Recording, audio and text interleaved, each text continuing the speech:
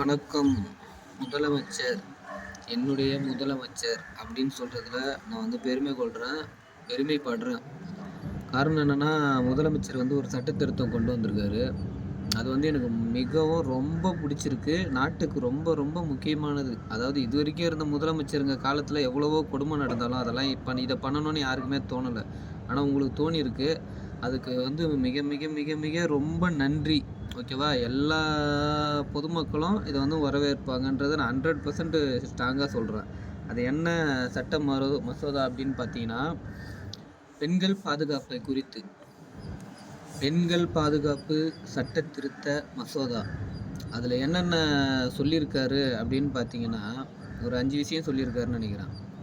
First 1, பெண்களை பின்தொடர்ந்தால் அவங்களுக்கு வந்து குறைஞ்சபட்ச தண்டனை 5 ஆண்டு சிறை தண்டனை சொல்லியிருக்காங்க. அடுத்தது 12 வயதுக்கு உட்பட்ட சிறுமியை பாலியல் வன்கொடுமை செய்தால் அவங்களுக்கு மரண தண்டனை. அடுத்து 18 வயதுக்கு உட்பட்ட பெண்ணை கூட்டு பாலியல் வன்கொடுமை செய்தால் அவங்களுக்கு வந்து மரண தண்டனை. அடுத்தது பார்த்திங்கன்னா, பாலியல் வன்கொடுமை நார்மலாகவே பாலியல் வன்கொடுமை பண்ணுறாங்கல்ல, அவங்களுக்கு வந்து 14 வருஷம் சிறை தண்டனை. அடுத்து பார்த்திங்கன்னா, காவல்துறை ஊழியர்கள் மற்றும் அவங்க உறவினர்கள் யாருன்னா பாலியல் வன்கொடுமைக்கு வழக்கில் சம்மந்தப்பட்டாங்கன்னா அவங்களுக்கு வந்து 20 ஆண்டுகள் கடும் தண்டனை. ஓகேவா? இது வந்து வரவேற்கத்தக்கது. இந்த காலகட்டத்துக்கு மிக மிக முக்கியம். ஏன்னா ரொம்ப அநியாயமாக நடந்துட்டுருக்கு, எல்லாருக்குமே தெரியும். இதில் வந்து ஒரு 2 விஷயம் வந்து இவர் சேர்த்தா நல்லாயிருக்கும் அப்படின்னு எனக்கு ஒன்று தோணுச்சு. அதனால தான் சொல்லிடலாம். ஆனால் 90%, 95% இது வந்து மிக மிக முக்கியமானது, நல்லது. ஆனால் அந்த 5% வந்து என்னென்னா, நீங்கள் சேர்த்திங்கன்னா நல்லாயிருக்குன்றது என்னுடைய கருத்து. ஆனால் இது நீங்கள் எப்படி எடுப்பீங்கன்னு எனக்கு தெரியல. இருந்தாலும் என்னுடைய கருத்து, என்னுடைய ஒரு யோசனையை நான் சொல்கிறேன். என்ன யோசனைனா, இதில் வந்து இந்த ரவுடி லிஸ்ட்டில் இருக்கிறவங்க பாலியல் வன்கொடுமை செய்தாங்கன்னா அவங்களுக்கும் மரண தண்டனை கொடுக்கணும். ஏன்னா இவங்க போலீஸ் வந்து பாதுகாக்கிறது மக்களை, அவங்களுக்கும் நீங்கள் வந்து சொல்கிறீங்க. இப்போது குற்றம் செய்யறதுக்குனே இருக்கிறவங்க தான் இந்த ரவுடி லிஸ்ட்டில் இருக்கிறவங்க, கேஸில் இருக்கிறவங்க, குற்றவாளின்னு இருக்கிறவங்க. அந்த குற்றவாளிகளை நீங்கள் இதில் மென்ஷன் பண்ணணும். குற்றவாளின்னு மென்ஷன் பண்ணி ஒருத்தன் இருந்து அவன் வந்து பாலியல் வன்கொடுமை ஒரு பெண்ணை செஞ்சானா அவனுக்கு கன்ஃபார்ம் அவனுக்கு வந்து மரண தண்டனை விதிக்கப்படணும் அப்படின்னு ஒரு சட்ட இதில் நீங்கள் மென்ஷன் பண்ணணும்.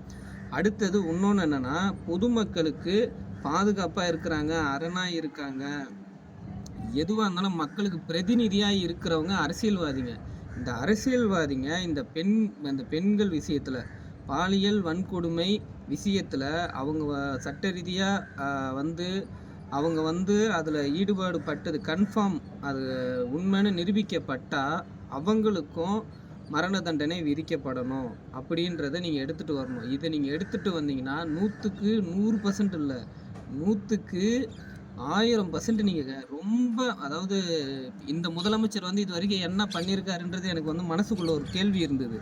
அதாவது எல்லாருமே ஒரு சாதனை சொல்லுவாங்க. ஒரு முதலமைச்சரை நீங்கள் எடுத்திங்கன்னா ஒரு சாதனை இருக்கும் அவங்களுக்கு. இவருக்கு வந்து 5 வருஷம் இப்போ தான் வந்திருக்காரு திரு ஸ்டாலின் அவர்கள். ஆனால் இவர் இதில் என்ன பெருசாக பண்ணியிருக்காருன்னு எனக்கு ஒரு கேள்வி இருக்குது. ஆனால் இந்த விஷயத்தை இவர் கையில் எடுத்தது, இவர் வந்து ஒரு ரெக்கார்டு இவருக்கு. அதனால் இந்த 2 விஷயத்தை நீங்கள் மென்ஷன் பண்ணிங்கன்னா உங்களை வந்து இந்த தமிழ்நாட்டு ஹிஸ்ட்ரியிலேருந்து யாராலையுமே அழிக்கவும் முடியாது, அகற்றவும் முடியாது. அதை வந்து நான் கன்ஃபார்மாக சொல்லிக்கிறேன். அதனால் நீங்கள் இதை பண்ணணுன்றது என்னுடைய ஆசை. இப்போ தமிழ்நாட்டு மக்களில் ஒருத்தனாக உங்களுக்கு நான் ஒரு பேர் வைக்கணும் அப்படின்னா, பெண்களின் காவலன் அப்படின்னு ஒரு பேர் உங்களுக்கு வைக்கலாம். அடுத்தது வந்து இந்த நீங்கள் இருக்கிற கட்சியோடைய முன்னாள் தலைவர் வந்து அண்ணா தான் ஆரம்பித்தார்.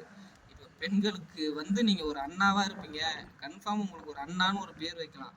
அதே மாதிரி இந்த சட்டம் வந்து அமுலுக்கு வரணும். இந்த சட்டம் அமுலுக்கு வந்து இது வந்து நிறைவேற்றப்பட்டு அமுலுக்கு வந்து இதில் வந்து கடுமையாக எல்லாருமே தண்டிக்கப்படணும். எத்தனை பேர் வந்து தண்டிக்கப்படுறாங்கன்னு லிஸ்ட் அவுட்டும் வரணும். எத்தனை பேர் இதனால வந்து பலனடைகிறாங்க நம்ம ஆளுங்க, அதாவது பாலியல் வன்கொடுமை பாதிக்கப்பட்ட பெண்களுக்கு நீதி கிடைச்சிருக்கு அப்படின்றதும் தெரியணும். இதை நீங்கள் பண்ணுறதுக்கு மிகப்பெரிய நன்றி. இதை நீங்கள் வந்து அமுலுக்கு எடுத்துகிட்டு வந்தீங்கன்னா உண்மையிலே நீங்கள் ஒரு சூப்பர் முதலமைச்சராக இருப்பீங்க. கிரேட், வாழ்த்துக்கள். இதே மாதிரி எல்லா விஷயத்துலையும் நீங்கள் வந்து முன்னெடுத்துகிட்டு வரணும்னு நான் விருப்பப்படுறேன். அப்படி விருப்பப்பட்டீங்கன்னா இந்த தமிழ்நாடு உங்கள் முன்னாடி வந்து நிற்கும். அதாவது இந்த டோட்டல் இந்தியாவுக்கே நீங்கள் ஒரு ரோல் மாடலாக இருப்பீங்க. இதை யாராலையுமே அழிக்க முடியாது.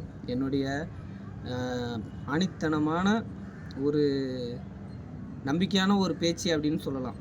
ஓகே, மிகவும் திருப்பியும் சொல்கிறேன், நன்றி. உங்களுக்கு நன்றி. நீங்கள் வந்து கிரேட். இந்த யோசனை செஞ்சதுக்கே இந்த அளவுக்கு நாங்கள் சொல்கிறேன். நீங்கள் இதே மாதிரி நிறைய ஃபாலோ பண்ணிங்கன்னா மக்கள் உங்களை எப்படி வந்து கொண்டாடுவாங்கன்றதை நீங்களே பார்த்துங்க. ஓகே, உங்களுக்கு ஒரு சல்யூட். பாய். நல்லது செஞ்சாலும் நாங்கள் வந்து சப்போர்ட் பண்ணுவோம். யாரா சின்ன சின்ன தவறு செஞ்சாலும் அதை நாங்கள் சுட்டி காட்டுவோம். இதுதான் என்னுடைய வேலை. ஓகே, பாய்.